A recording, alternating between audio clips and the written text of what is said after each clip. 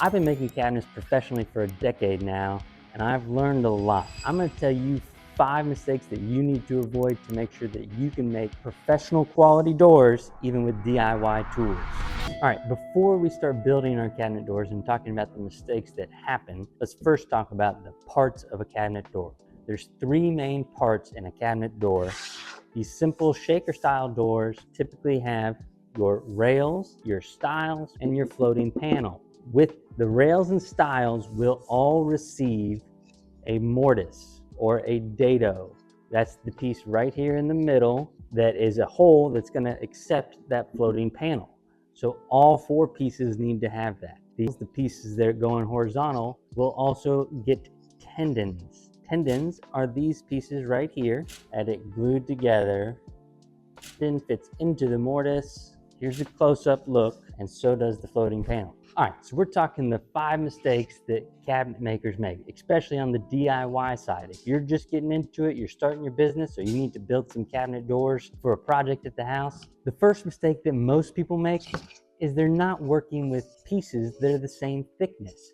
You have your rails and your stiles, but if they're different sizes, you're going to be in trouble at glue up, because now you're going to have one thing sticking up a little bit higher than the other, and now all of a sudden you got to sand it, and sanding takes forever. Nobody likes to do sanding, so make sure that it's right the first time before you glue it up. Run them through the planer, run them through a joiner, whatever you need to do to ensure that they're the same thickness. That way, when you go to glue it up, everything's going to go smooth. If you don't, I'm telling you, I've made this mistake before. You have one thing that's sticking up a little higher than the other side, and now you're going to go to sand it, and you're going to hold that sander on there and make the mistake of sanding that spot. Well, now you're going to end up with a little ridge right there. It's a disaster.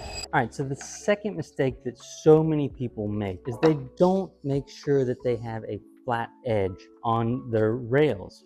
When you've got the rails, oftentimes your stock material will not be perfectly straight. You want to run it through either on the table saw, or you just make sure that you straighten that piece up, or if you have a joiner, run it through there. You want to make sure this is flat, because if this is not flat, then this joint will not go together smoothly.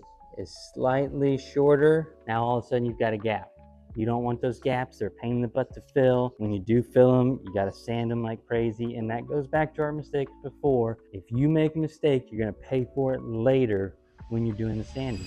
All right, so the next mistake that so many people make is they make their mortises, or the dado, like I said right there, that piece, they make it either too big or too thin. You want it to have a nice snug fit. It should not be too loose where it's flipping and flopping around, and you don't want it to be too tight that you can't get in. If you have to jam it in, you're going to end up putting a lot of stress on the outside. Now, depending on the type of panel that you're using, you have to account for some wood movement. I use MDF panels for my floating panels on the shaker doors because it's getting painted. Painted MDF paints a lot better than 1/4-inch plywood. You tend to get some bubbling sometimes in the plywood, but you don't have that problem. You get a nice smooth finish with the MDF. MDF is not going to move because it's not real wood. If you're doing a wood floating panel, you have to account for wood movement, so you want it a little looser, okay? It's going to accept moisture, and it's going to expand and contract over time. Humidity changes.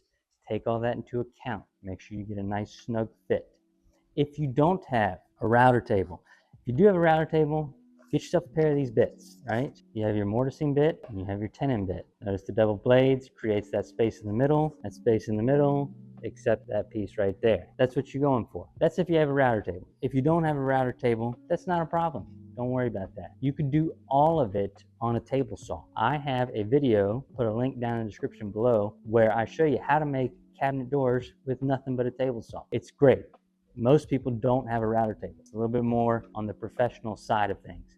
But most woodworkers, if you're taking it this seriously, have a table saw. Go ahead and make your doors with a table saw. All right, mistake number 4.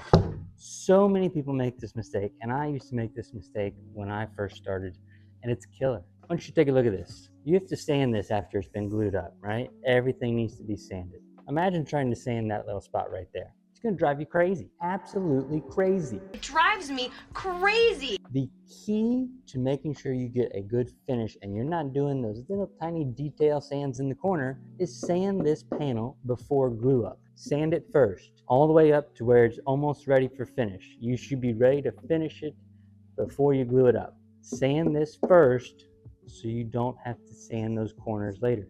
I'm telling you, man, no matter what little trick you think you've got, sanding those corners is near impossible.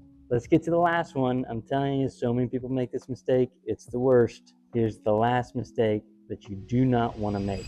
Mistake number 5, don't glue this in. This right here has to stay floating. If you glue this in, you're going to have problems, even with the MDF, right?